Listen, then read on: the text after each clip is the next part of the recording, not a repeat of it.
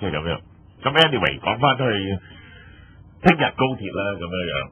聽日高鐵撥款嗱，有兩個 issue 要過。第一，我再講一啲反對高鐵嘅理由，即係呢一個其實大多數理由都講咗啦。其中一個咧就係、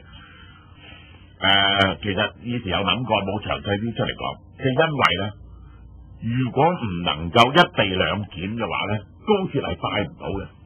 你明唔明點解？即係快咗係嘛？即係唔會快咗嘅。如果冇得一地兩檢嘅，因為你話香港唔會邊緣化要起個高鐵咧，就即係話你喺西九上高鐵，可以嘅高鐵係直接去咗武漢。你明唔明啊？而家唔係，而家冇得一地兩檢嘅話咧，就即係咧。你喺西九上嘅高鐵咧，你喺深圳咧就要落車接受再檢多次，然後呢啲再上車冇鐵冇啊！咁啊點解唔搭普通鐵路去深圳，然之後去武漢咧？個速度係爭幾遠啊？係冇嘅，你明唔明啊？係唔存在嘅呢一個係。深圳我都好方便啦，係嘛？因為如果你去一個咁短程嘅地方去受檢查，要停一停嘅話咧，立即將呢個高鐵嘅優勢咧。就係全部取消晒，即係話咧，你可以用任何交通工具去深圳搭高鐵啊嘛，同深圳搭高鐵有咩分別咧？就係呢一程車嘅分別嚟啊嘛。呢一程車咧，你就要去西九，特登搭個車去深圳，由深圳再轉第二班高鐵，都又要等時間噶嘛。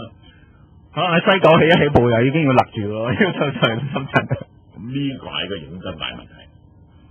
咁因為咧嗰個高鐵咧就即係我哋同中國咧就始終如果唔能夠一地兩檢咧，就係會係被隔離咯。係一樣係會邊緣化。而呢一個咧係特區政府答唔到嘅問題。佢話係研究緊法律問題，其實個法律問題好難解決咯，即係咁樣係。可以解決嘅，取消一國兩制就解決晒啦。即係咪？到時真係唔知邊緣㗎啦，完全變成咗中國嘅一部分，即係用條鐵路拉住香港。唔係第二個，即係佢唔會做嘅嘢咯，就係呢個修改基本法咯。咁呢個係咪都係一個？因為咧呢一個點解唔能夠一地兩檢咧？即係其實一個方法就係將大陸嘅邊防推咗嚟西九，係你喺呢度接受咗檢查，你明唔明啊？咁於是咧，你咪可以去邊度都得咯，即係去上高鐵站。係，但係法律上係咪基本法唔容許大陸嘅法律喺香港執法？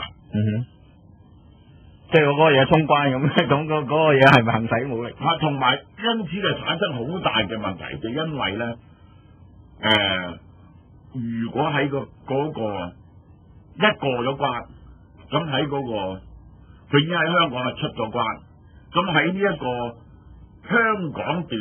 去到過邊境之前啊，嗰個人如果喺個高鐵上面犯法，係犯邊度嘅法律咧？法律咧係啊，呢個好複雜嘅法律問題要解決嘅。係啊，因為飛機咧就係即係個領土制噶嘛，即係呢一個係即係咁樣。喂，咁我哋唔能夠嗰條友舉個例，我舉一個例啦，即係如果有條友喺個高鐵上搜到毒品。係過咗關，咁係咪拎住翻嚟大陸半死英？講即係呢個出入好大嘅，入佢上車先，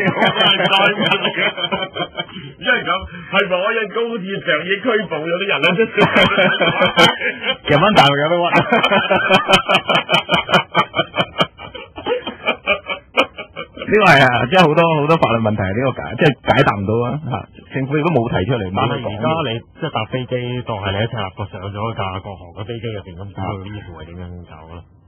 即係嗰個都係要冇一地兩檢啊嘛。冇一地兩檢㗎，唔係飛機係屬土嚟㗎嘛。係。原理上飛機係屬土嚟㗎嘛。即係等於中國呢個上咗幾百年嘅制度。即係嗰3間國營大嘅航空公司，其實真係都係。係當屬土㗎嘛，嗰個係。但係火車就冇講到。火車冇講到啊嘛，因為火車太大鑊。咁第二個可以行嘅方法咧，就叫做喺火車上檢查，即係一過咗羅湖咧檢查你。即係突然間坐喺度個乘客變身，戴翻個軍帽，喺車上面檢查，但係做唔到。係。因為佢計嗰條數咧，即係淨係咁樣喺車度檢查咧，好大鑊即係大陸嘅公安咧，即係大陸嘅邊檢要多幾千，每架車派一班人喺度，呢個嘢而家無端端去咗武漢，呢架車令武漢，即係喺個車度住宿住關嘅，住兵嘅，住兵嘅火車。咁就係好多地方有啲問題啦，美國同埋呢一個加拿大又有呢個問題，因為你喺加拿大首先可以去美國任何地方噶嘛，咁所以咧其實咧就美國嘅檢查咧就係喺加拿大，咁樣咧就叫行政預檢啫，即係咩叫行政預檢咧？就即係話美國咧可以唔俾你上啊，唔俾你上嗰班車。唔做你生意，基本上等於係，即唔能夠咧就拘捕咗你，你明唔明啊？係唔能夠做任何嘢，即係咁樣係。咁於是咧，呢個咧就產生喺香港嚟講，如果咁做產生乜嘢問題咧？佢唔拘捕得呢個好大鑊，你可以，其實即係你如果記咗好似港澳嘅例子，為以後我哋即係去澳門通關就可能俾你上船咯，俾你上船咯，係喺順德嗰度即係翻屋企嘅。即係呢個阿爺驚好多。唔係個問題就係你住幾多人喺香港，因為咧就變咗所有要衝大陸嗰啲人咧係咪喺香港衝？係啊，全部喺呢度上啊，即係唔使去羅湖。喺呢度通關啦，即係有個問題即係你同嗰啲。你冇執法能力咯，你係。而家有啲反對部隊可以喺呢個西九駐營啊，隨時通關。即係之後你如果上車上唔到，你同嗰度啲邊防啲人理論，都哋俾人拍咗上去 YouTube 會更加尷尬喎。你喺大陸嗰度嗰個海關，你同佢理論拍低佢會拆，即係充公你部機喎。夾埋佢，夾埋個黑房，因為冇執法能力咯，呢個係。